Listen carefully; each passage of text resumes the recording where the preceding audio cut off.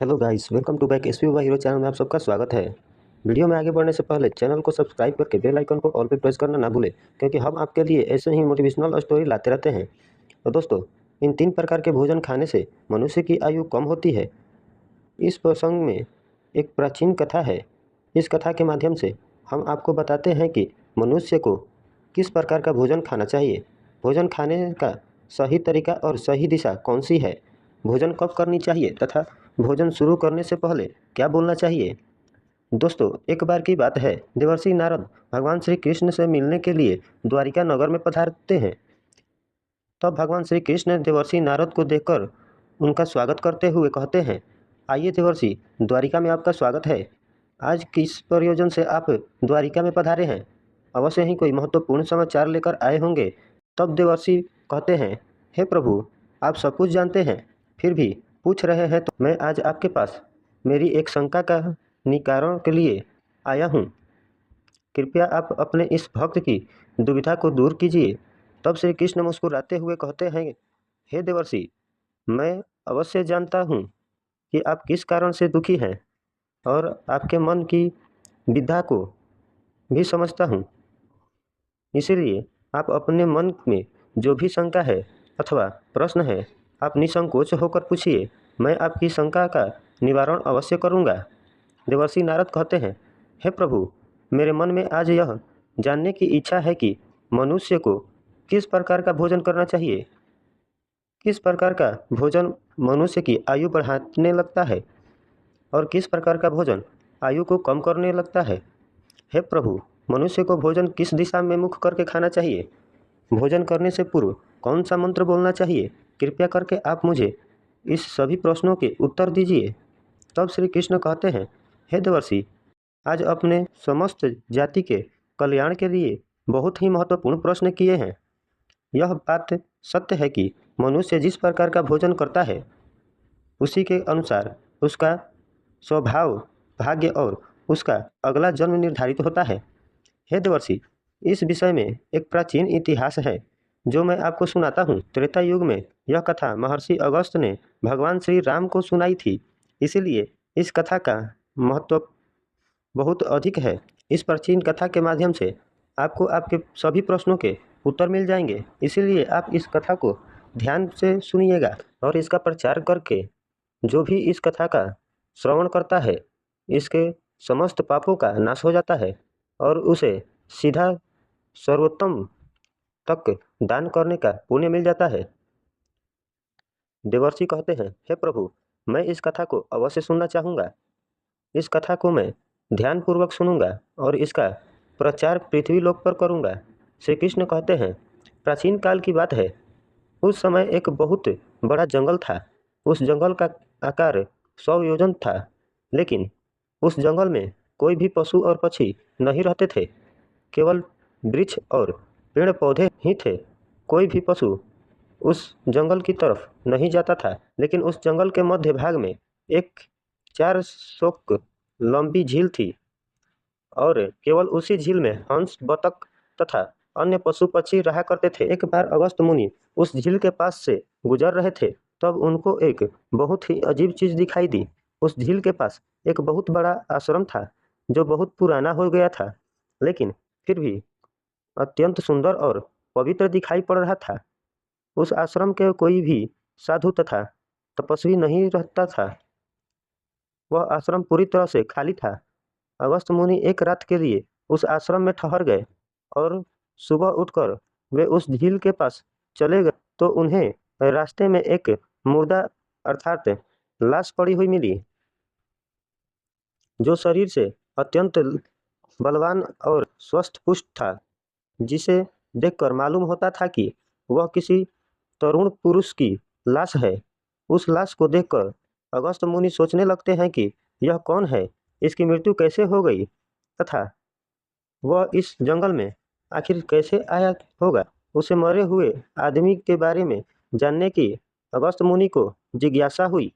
तभी अचानक आकाश में उन्हें एक दिव्य विमान दिखाई पड़ता है और वह दिव्य विमान उस झील के समीप आकर रुक गया और उस विमान से एक दिव्य पुरुष उतरा और वह उस झील में नहाने के लिए चला गया। झील में नहाने के बाद वह बाहर आया और उस मुर्दे का मांस खाने लगा। उसने भरपेट उस मोटे ताजे मुर्दे का मांस खा लिया और फिर से विमान में बैठकर स्वर्ग की ओर जाने लगता है। तभी अगस्त्य मुनि ने उस दिव्य पुरुष को आवाज़ लगाई, हे दिव्य पुरुष, तुम कौन हो? तुम देवताओं के समान दिखाई पड़ते हो, किंतु तुम्हारा भोजन बहुत घृणित है। तुम मुर्दे का मांस क्यों खा रहे हो? ऐसा भोजन भला कोई देवता कैसे खा सकता है? फिर उस स्वर्गवासी दिव्य पुरुष ने अगस्त्य मुनि की तरफ देखा और उन्हें हाथ जोड़कर प्रणाम करके कहने लगा, हे विप्रवर, आपको प्रणाम है। मैं आपको मेरी कहानी सुनाता हूँ। पूर्व काल की बात है। विदर्भ देश में मेरे यशस्वी पिता राज्य करते थे। वे वसुदेव के नाम से तीनों लोकों में प्रसिद्ध थे और परम धार्मिक व्यक्ति थे। उनकी 2 पत्नियां थीं। उन दोनों पत्नियों से उन्हें एक एक करके 2 पुत्र हुए। मैं उनका सबसे बड़ा बेटा था।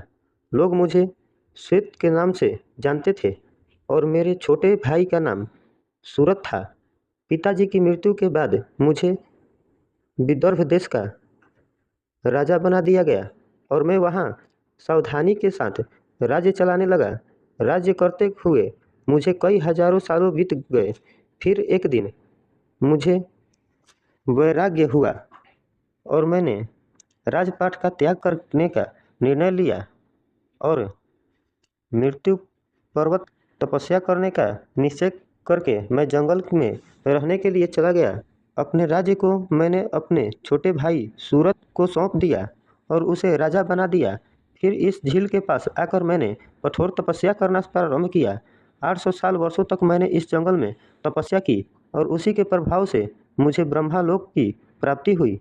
लेकिन ब्रह्मलोक पहुंचने के बाद भी मुझे भूख और प्यास अधिक सताने लगी। मेरे सभी इंद्रिय तिलमिला उठे। फिर मैंने ब्रह्मलोक से सर्वश्रेष्ठ देवता ब्रह्मा जी से पूछा, हे भगवान, मैंने तो सुना है कि ब्रह्मलोक में किसी भी प्राणी को भूख और प्यास नहीं लगती है। फिर मुझे भूख और प्यास क्यों लग रही है? यह मेरा पीछा क्यों नहीं छोड़ रही है? कृपया आप मुझे बताएं कि मैं किस चीज़ का सेवन करूं? फिर ब्रह्मदेव ने कहा, हे राजन, पृथ्वी पर दान धर्म करने पर भी व्यक्ति इस लोक में भूख प्यास से मुक्त हो जाता है। लेकिन तुमने अपने जीवन काल में कभी दान नहीं किया, किसी भिखमंगा को भीख नहीं दिया। तुमने राजमहल में रहकर भी द्वार पर आए अतिथियों को भोजन नहीं दिया। तुमने सदैव ही ऊंची भोजन किया है। बिना स्नान किए ही तुम भोजन किया करते थे। भोजन शुरू करने से पहले तुमने ईश्वर का ध्यान नहीं दिया। स्वादिष्ट भोजन को दूसरों को दिए भी नहीं, तुमने उसे ग्रहण कर लिया। इसी कारण से तुम्हें यह पाप लगा है। इसीलिए तुम्हें ब्रह्मलोक में भी भूख और प्यास का कष्ट उठाना पड़ रहा है। जीवित रहते तुम अनेक प्रकार के आहार का अकेले ही सेवन किया है। अनेक प्रकार के पकवान तुमने अकेले ही खाए हैं, दूसरों को नहीं दिया है, जिससे तुम्हारा शरीर तो बदलाव बन गया है, किंतु तुम्हारा पुण्य क्षीण हो गया है। अब तुम्हारे लिए एक ही उपाय है। उस झील के पास तुम्हारा शरीर पड़ा हुआ है। तुम उसी का मांस खाकर अपनी भूख मिटाओ। ब्रह्मा जी द्वारा इस प्रकार से कहने पर राजा ने कहा, हे प्रभु, अपने शरीर का भक्षण कर लेने के पश्चात मेरा क्या होगा? इसके बाद मैं क्या करूँगा? मेरे खाने के लिए कुछ भी शेष नहीं रहेगा। कृपया कुछ ऐसा भोजन बताएं जिसका भक्षण कर लेने पर भूख मिट जाए और जो भी खत्म ना हो। तब ब्रह्मदेव कहते हैं, हे राजन, तुम्हारा शरीर ही मैंने अक्षय बना दिया है। उसे तुम रोज खाओगे, फिर भी यह समाप्त नहीं होगा। वह दूसरे दिन फिर से ताज़ा हो जाएगा। इस मृत शरीर के सभी अंग फिर से उग जाएंगे और उन्हें तुम फिर खा सकोगे। और जब तुम अपने शरीर का मांस खाते हुए 100 वर्ष बीत जाएगा, उसके बाद तुम्हारे इसी जंगल में एक दिन महर्षि अगस्त्य पधारेंगे और उन्हीं के द्वारा तुम इस पाप से मुक्ति पा सकोगे। इस प्रकार से राजा ने सारी हकीकत महर्षि अगस्त को बता दिया और कहने लगे, हे विप्रवर, मेरा शरीर भी नष्ट नहीं होता है और मैं रोज आकर अपने शरीर का मांस खाता हूँ। न जाने कब मुनि अगस्त यहाँ पर पधारेंगे और मुझे इस कष्ट से मुक्ति दिलाएंगे।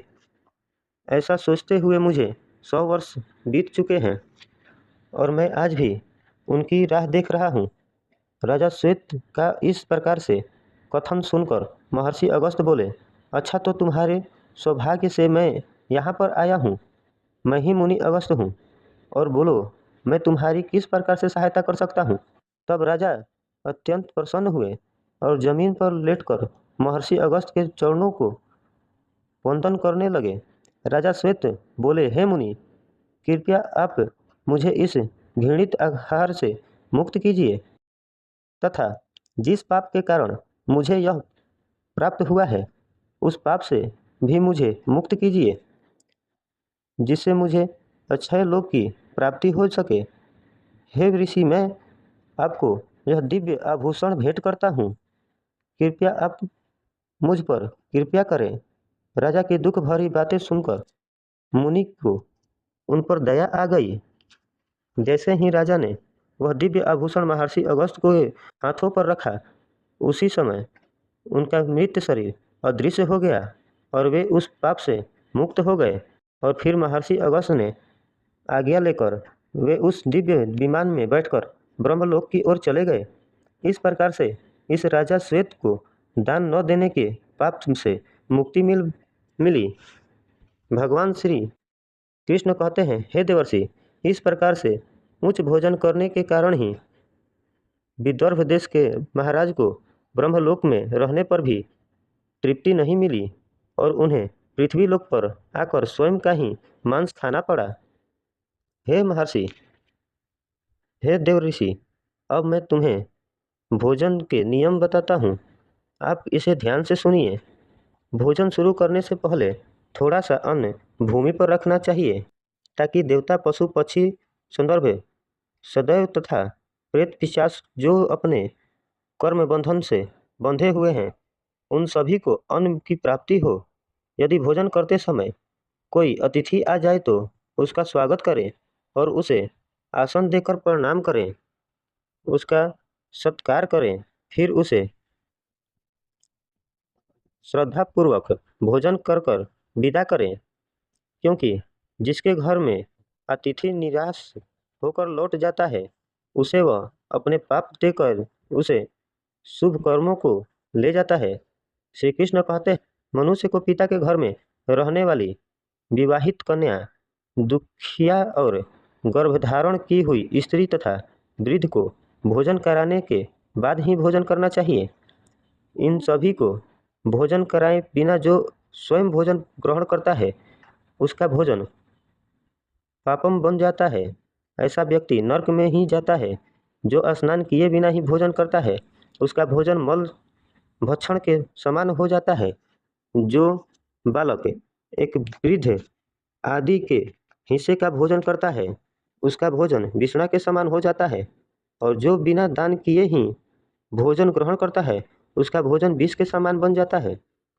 मनुष्य को कभी भी दुराचारी व्यक्ति द्वारा दिया गया अथवा दूसरों द्वारा अपमानित करके दिया गया भोजन कभी भी ग्रहण नहीं करना चाहिए। मनुष्य को चाहिए कि परोसे हुए भोजन का अग्रभाग अग्नि को देकर ही भोजन करना चाहिए। भोजन को एकाग्रचित्त होकर करना चाहिए। प्रथम मीठा, फिर लवण और खट्टा और अंत में कटु एवं तीखे पदार्थों का सेवन करके प्रथम 3 निवाले मौन होकर ग्रहण करने चाहिए। ऐसा करने से व्यक्ति के सभी पाप कर्म परंतु नष्ट हो जाते हैं और भगवान की कृपा से उसे जीवन भर कभी अन्न की कमी महसूस नहीं होती है। श्री कृष्ण कहते हैं, पूर्व दिशा में बैठकर भोजन करने से व्यक्ति रोगों से और मानसिक तनाव से मुक्त हो जाता है। बीमारी बुजुर्गों को पूर्व की ओर मुख करके भोजन अवश्य करनी चाहिए। इससे उनके व्यवस्था से सुधार होता है, क्योंकि पूर्व दिशा उगते हुए सूर्य की दिशा है और सूर्य देव बल, आरोग्य तथा दीर्घायु प्रदान करते हैं। विद्या की अभिलाषा रखने वाले मनुष्य को उत्तर दिशा की ओर मुख करके खाना चाहिए। यह दिशा देवी सरस्वती की दिशा है। ध्यान रहे, दक्षिण दिशा की ओर मुख करके भोजन न करें, यह मृत्यु की दिशा होती है। इस दिशा में मुख करके भोजन करने से आयु कम होती है। टूटे फूटे बर्तनों में भोजन नहीं करना चाहिए, यह दुर्भाग्य को निमंत्रण देता है। भोजन हमेशा स्वच्छ थाली में ही करना चाहिए। गंदी थाली में भोजन करने से जीवन में दुर्भाग्य आता है। एकादशी के दिन तामसिक अन्न का सेवन न करें। जो मनुष्य एकादशी के दिन तामसिक अन्न अर्थात मांस का सेवन करता है, लक्ष्मी उसे छोड़कर चली जाती है। भोजन का अपमान करना अनर्थ माना जाता है। इसीलिए थाली में जितना आवश्यक हो उतना ही भोजन ले।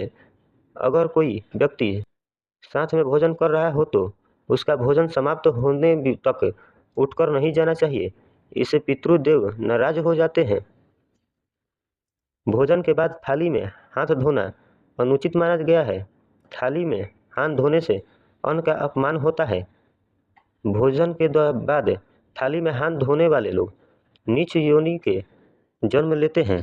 सबसे महत्वपूर्ण बात, ध्यान रहे कि व्यक्ति को बिस्तर पर बैठकर कतई भोजन नहीं करना चाहिए। ऐसा करने से व्यक्ति कई प्रकार के रोगों से ग्रसित हो जा सकता है। भोजन केवल जमीन पर आसन बिछाकर उस पर बैठकर ही करना चाहिए। भोजन करते समय दिशाओं का ध्यान रखना बहुत ही आवश्यक होता है। यदि गलत दिशा में बैठकर अथवा गलत दिशा में मुख करके भोजन करने से व्यक्ति को उसे अनिष्ट का परिमाण प्राप्त हो सकता है। भगवान श्री कृष्ण कहते हैं, जिस भोजन के ऊपर से कोई पैर रखकर चला गया हो अथवा कोई व्यक्ति भोजन को लांघ कर गया हो तो ऐसे भोजन को कभी खाना नहीं चाहिए। ऐसा भोजन अशुद्ध हो जाता है। ऐसे भोजन को पशुओं को खिला देना चाहिए। दूसरों के द्वारा लांघा गया भोजन खाने से मनुष्य की आयु कम होती है और उसके शरीर भिन्न भिन्न प्रकार के रोग उत्पन्न होते हैं। यदि भोजन में बाल निकल आता है तो ऐसा भोजन त्याज्य हो जाता है। यदि अन्न के बाल निकलता है तो उसे ईश्वर को सभी प्रसाद के रूप में नहीं चढ़ाना चाहिए और न ही स्वयं खाना चाहिए। ऐसा भोजन प्रेतों को प्राप्त हो जाता है। श्री कृष्ण कहते हैं, मनुष्य को दूसरों के लिए परोसा हुआ भोजन भी नहीं खाना चाहिए। जो मनुष्य दूसरों का भोजन छीन के खाता है अथवा जिस किसी को बिना दिए ही स्वयं उस अन्न का उपभोग करता है, उससे देवी अन्नपूर्णा रुष्ट हो जाती है। भोजन सभी में बांटकर खाना चाहिए। दूसरों के हिस्से का भोजन करने से मनुष्य के पुण्य कर्म नष्ट हो जाते हैं। पवित्र आसन पर बैठकर अपने पैरों को भूमि पर रखकर पूर्व की ओर सूर्य भीमुख होकर अन्न ग्रहण करना चाहिए। सर्वोत्तम माना गया है। पूर्वाभिमुख होकर भोजन करने से यश की प्राप्ति होती है और उत्तर की ओर मुख करके खाने से सत्य की प्राप्ति होती है। दोनों हाथ, दोनों पैर तथा मुख को पानी से धोकर ही भोजन करना चाहिए। भोजन के पात्र को भूमि पर रखकर अन्न ग्रहण करना चाहिए। इस विधि को सर्वश्रेष्ठ माना गया है। शास्त्रों में इस प्रकार के भोजन को उपवास के समान माना गया है।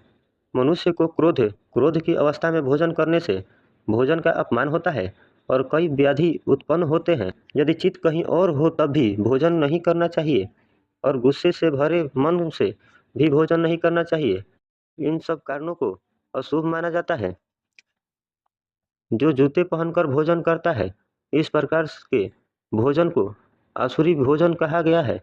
ठीक मध्यरात्रि में, ठीक मध्यम में होने पर भी भोजन करना अशुभ माना गया है। यदि पेट खराब हो तब भी भोजन नहीं करना चाहिए। गीले वस्त्र पहनकर भी भोजन नहीं करना चाहिए। दूसरों के लिए परोसा गया भोजन भी नहीं करना चाहिए। सोते हुए खड़े होकर टूटे फूटे पात्र में भूमि पर रखकर अथवा हाथ पर रखकर भोजन ग्रहण करते हैं दरिद्रता आती है। भोजन करते समय वेदों का उच्चारण नहीं करना चाहिए। शास्त्रों के अनुसार स्त्री को पति के भोजन के बाद ही भोजन कर लेना चाहिए। यदि पति घर से दूर हो तो पति को ध्यान करके भोजन ग्रहण करना चाहिए। इससे पति की आयु लंबी होती है और स्त्री सदा सुहागन रहती है। पति के पहले भोजन करना शास्त्रों में अशुभ माना गया है। इससे पति की आयु कम होती है। इसके साथ ही विष्णु पुराण के अनुसार पति और पत्नी को एक साथ बैठकर भोजन करना चाहिए। ऐसा करने से दोनों में क्लेश और विवाद नहीं होता है। अंधकार में अथवा आकाश में नीचे बैठकर भोजन नहीं करना चाहिए। भोजन करते समय सिर पर छत अथवा वृक्ष की छाया आवश्यक होनी चाहिए। केवल एक वस्त्र पहनकर भी भोजन नहीं करना चाहिए, इसे अनुचित माना गया है।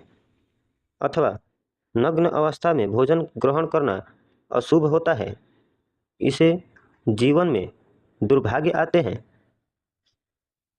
सवारी पर बैठकर अथवा किसी वाहन में बैठकर भी भोजन ग्रहण अनुचित होता है।